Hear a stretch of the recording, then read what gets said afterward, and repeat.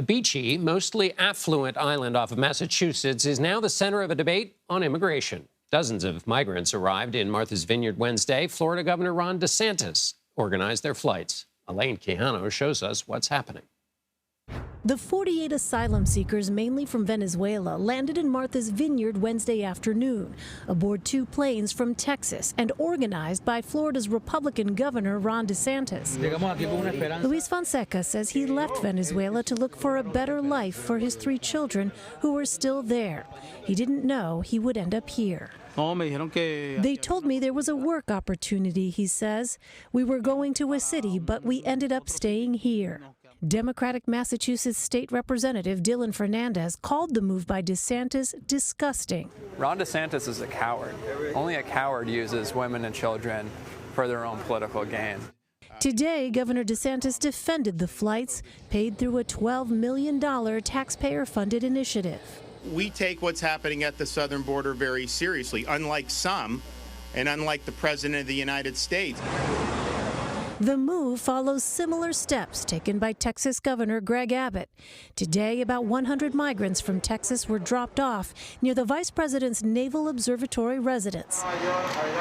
So far, Abbott has bused over 10,000 migrants to New York, Chicago, and Washington, D.C. Mayors in those cities called the actions political and shameful. In South Florida, a group of Venezuelan Americans criticized DeSantis. We demand him to stop using our pain, our suffering, and our desperation for his political gains. Republicans on Capitol Hill defended the Florida governor's actions today. As for the migrants who are here legally seeking asylum, officials here are looking into temporarily housing them at a military base in Cape Cod. John? Elaine Quijano in Martha's Vineyard, thank you. CBS News immigration reporter Camilo Montoya-Galvez is here with me now to help me sort through all of this. First, let's start. Since April, governors have been sending some migrants by buses. How is this different than that? Sure. So I think there are important key distinctions here, John. For one, we have Republican governors in Texas and Arizona sending migrants, thousands of migrants, to large metropolitan areas like New York City, Chicago, and Washington, D.C. And these are often top destinations for migrants who cross the U.S.-Mexico border because they have family members there or friends that can help them integrate into American communities. These large metro areas also have long-term resettlement services and a large presence of groups that assist migrants with legal counsel and other services that help them integrate into American society. There is no such infrastructure at Martha's Vineyard, which is, as you know, a rural island off the Massachusetts coast. There's no Justice Department immigration court where these migrants can attend their asylum hearings because, again, many of them are going to be applying for asylum, and a judge needs to dictate whether they qualify for asylum or whether they should be ordered deported. There's also no Immigration and Customs Enforcement office where they can check in because that is often a requirement for their release. Sometimes ICE releases these folks, but under the condition that they have to check in from time to time. And that would be the case with these migrants. They've been released. I mean, yes.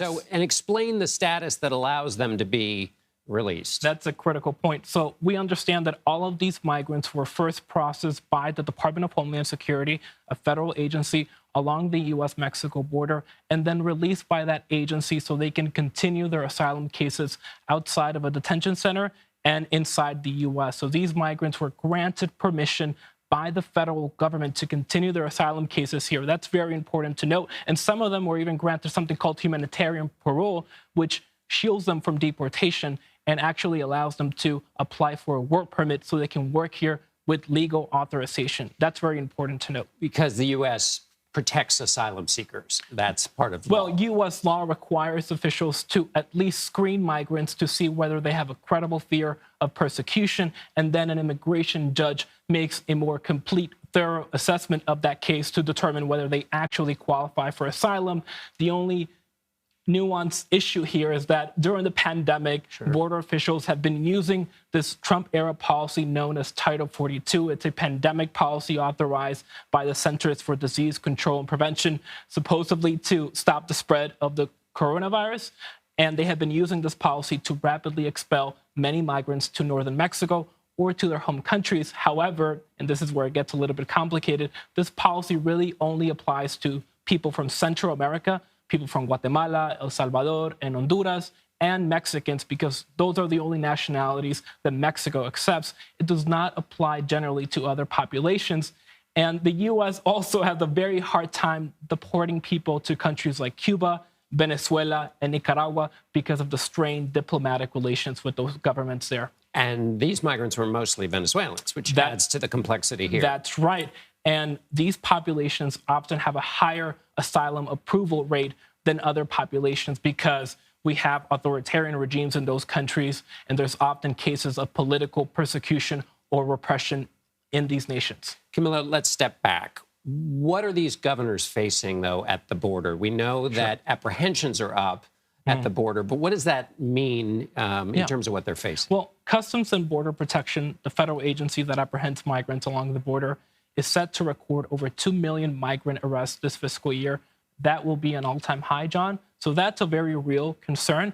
That number does include a significant number of repeat border crossings by the same individuals, but that number is still very high, John. And it is straining the government's capacity to process people, and it is creating humanitarian challenges for both the administration, but also the border communities that often receive these migrants. So the Republican argument, John, is that Democratic-led cities and states should also be sharing the burden of accommodating these migrants amid this record number of apprehensions.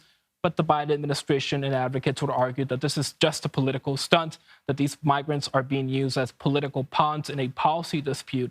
And to be frank, Republican officials in some of these states have been pretty open about the political motivations behind the locations where they're sending migrants, noting that, for example, former President Obama has a home in Martha's Vineyard, and that, for example, today there was another group of migrants who were offloaded near the vice president's official residence in D.C. So they've been pretty open about the political motivations behind the locations they're selecting. And the end game for the governors doing this, presumably, is federal legislation or action from the White House that would, they think, deter migrants of any kind to come. But in Venezuela, if it's or in other countries where there's a political system or where they're seeking asylum, would that legislation really deter people from making those That's a critical question. The Republican governors in Arizona, Texas, and Florida would argue that they're pressuring the Biden administration to enact more tougher policies to deter people from coming here.